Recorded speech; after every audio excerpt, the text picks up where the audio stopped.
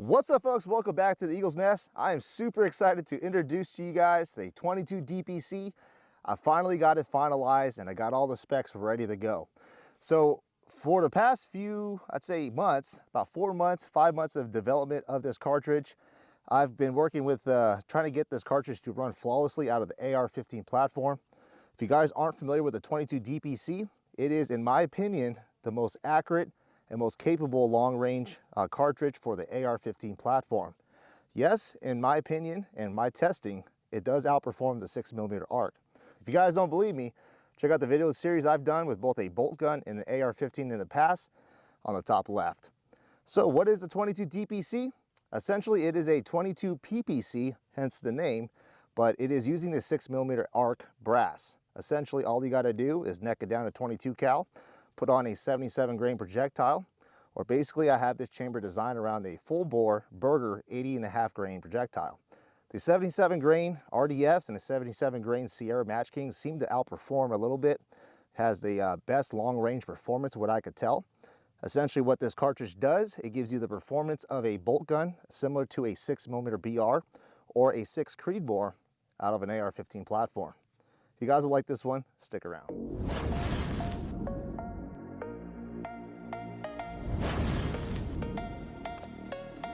So this 22 DPC, which is abbreviation for Desert Precision Cartridge, was primarily designed for competition setting and ruck style matches such as competition dynamics.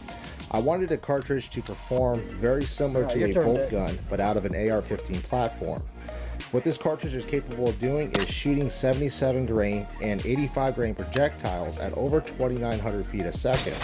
It could also double up for a varmint style cartridge, shooting a 40 grain to 55 grain projectile at over 3,700 feet a second. Now this is with a 22-inch barrel, and as seen in this video, you're going to see this perform out long distance.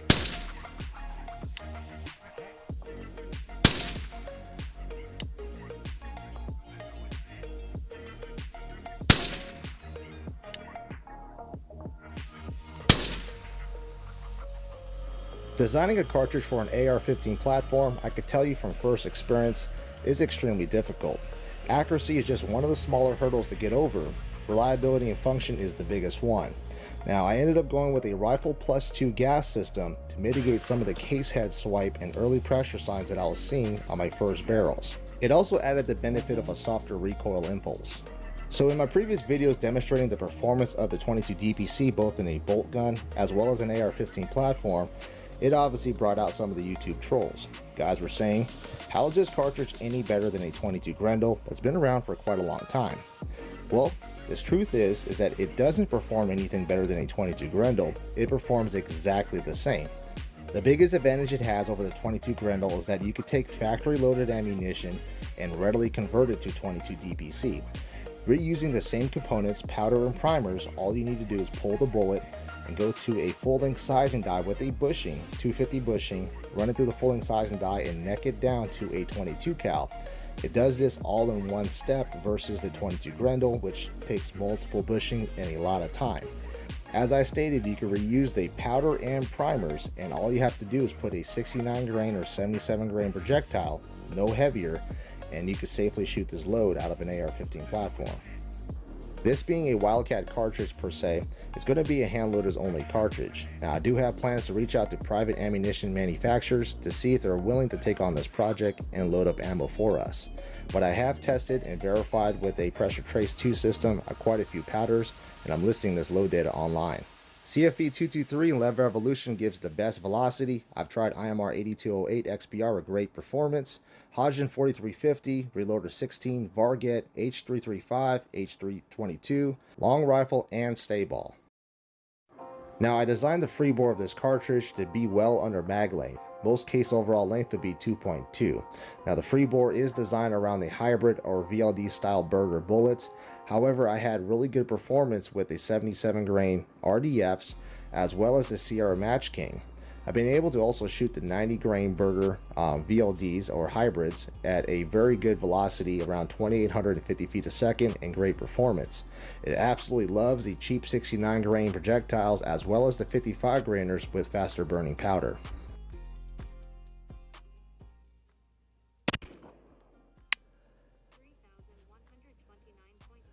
Well guys, here's the first 3 shots out of that rifle. And I went ahead and tried to get it zeroed out. That's the next 5 shots. I had one fly up there, and then I did another 5 shots here on some load development. So showing some really good promise. It's 22 DPC, pushing an 80.5 grain projectile at 2,970 feet a second.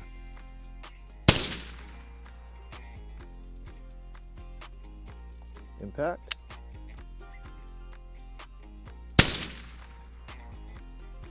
Impact.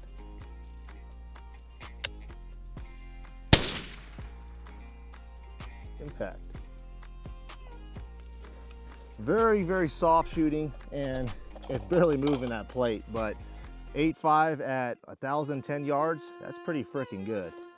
All right, so let's go over the barrel specs, exactly what I plan on offering, as well as what do you need to convert to 22 DPC. So going over the barrel first, this is the barrel contour that I plan on using. It is a H-bar kind of contour. It's a 1-inch straight contour, then steps down to a 750 gas block, and then all the way up to the muzzle. It is threaded 1/2x28. I do plan on including some of these thread protectors, again 1/2x28. The barrel is a 1-in-8 twist. I've been working with Preferred Barrel Blanks there in Utah. They are willing to basically build the contour and everything. As far as the barrel extension, I did a lot of testing. The barrel extensions that I'm using, I've been working with Tribune Precision. They are a very high-end company for barrel extensions. They measured a Rockwell hardness from my testing at 56 Rockwell, and it is a 300 AAC barrel extension. So basically the barrel extension itself is slightly widened to allow these bigger cartridges to go up into the chamber without scratching or scoring. With that said, I also do plan on offering complete uppers from Aero Precision. I'm using the M4E Enhanced uppers. They're very similar to the Cobalt Kinetics that has an extended barrel nut system. This allows more rigidity in the front where the chamber is to give more barrel support. Like I said, that's going to be a complete Aero Precision upper. So it comes with the BCG, Aero Precision's adjustable gas block, charging handle, and obviously the 16.6-inch handguard. So it'll be able to go over the actual gas block itself. I also do plan on offering complete Cobalt Kinetics rifles, SPRs. I just need to finalize some things with them. But for the current release, what I plan on doing is releasing about 50 barrels. I'll have 20 or so allocated for complete uppers, and the rest of them will be just barrels. So they'll have a barrel and a bolt match bolt carrier group from Aero Precision. So you'll get a barrel and a BCG. I believe the price point is going to be around 750 bucks. That's just the cost of having all these premium parts and basically you having a very good shooting rifle.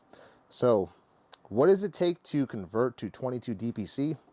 Again, this is the cartridge. It is based off the 6mm ARC. Essentially, like I said, you use factory ammo. And of course, there's going to be those guys out there complaining that I can't reload, I can't find brass or whatnot. Well, I don't think you're looking hard enough. 6mm ARC ammo is available online majority of the time. I want to say it's available all the time, but it is available majority of the time. I've had really good luck finding on the shelf 6mm ARC at Sportsman Warehouse. So I can guarantee if you go to Cabela, Sportsman Warehouse, maybe once or twice a month, you may be able to find 6mm ARC on the shelf. As far as converting the brass, like I said, you want to use factory ammo. You could pull the bullet like I showed you earlier in the video and neck it down. You will need a full-length sizing die. 6mm ARC full-length sizing die with the bushing. The bushing that I would prefer or would recommend is a 251 bushing. You could also get a 250 bushing to get a little bit more neck tension.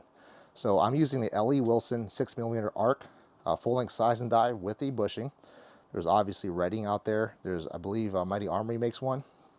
So as long as it has a bushing, 6mm ARC full-length sizing die, that's all you really need, and a 251 bushing.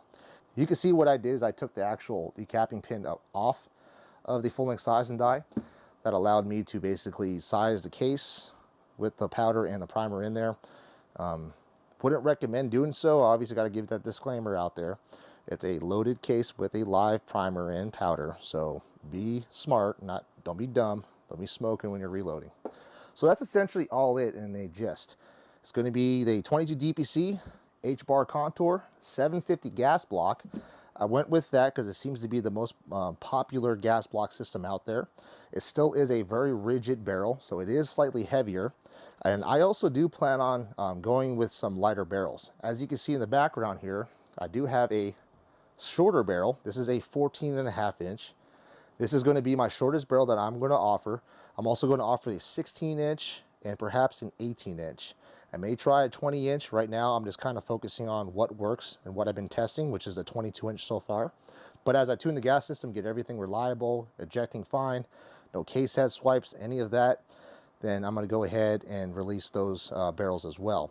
But as of right now, the 22 DPC is available for pre-order for both a complete upper on the Aero Precision or just a bolt carrier group and a barrel. Again, 22 inch is going to be the overall length. And if you guys do want a shorter barrel, I'd like to hear your comments below. Comment below what's going to be, something that you want to see as far as velocity wise and whatnot. So far, the 14.5 inch barrel is pushing a 77 grain RDF at around 2,900 feet a second. That makes this rifle in a 14.5 inch configuration faster than what the fastest 223 Black Hills ammo is available. And in fact, it is the same velocity as like a bolt gun. So in a semi-automatic platform, pushing a 77 grainer at 2,900 feet a second in a small package just like this, pretty freaking phenomenal in my opinion. Well guys, comment below. Let me know what you think about the 22 DPC. Again, I'm going to be showcasing some of its performance in the shorter barrels very soon. This 14.5 inch barrel. As soon as I get a intermediate gas tube to give it a test, I'll see exactly what that could do. We'll see if we could build an SBR to perform a 1,000 yards capable rifle in a shorter package. Well, want to say thanks for watching. Like I said, I'm very excited. It's been kind of a labor of love, all the work that I've been putting into getting this little Wildcat up and running.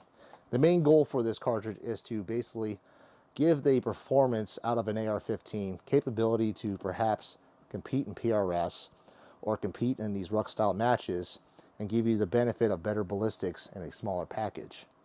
So comment below, let me know what you guys think. Thanks for watching. I'll catch you guys on the next video.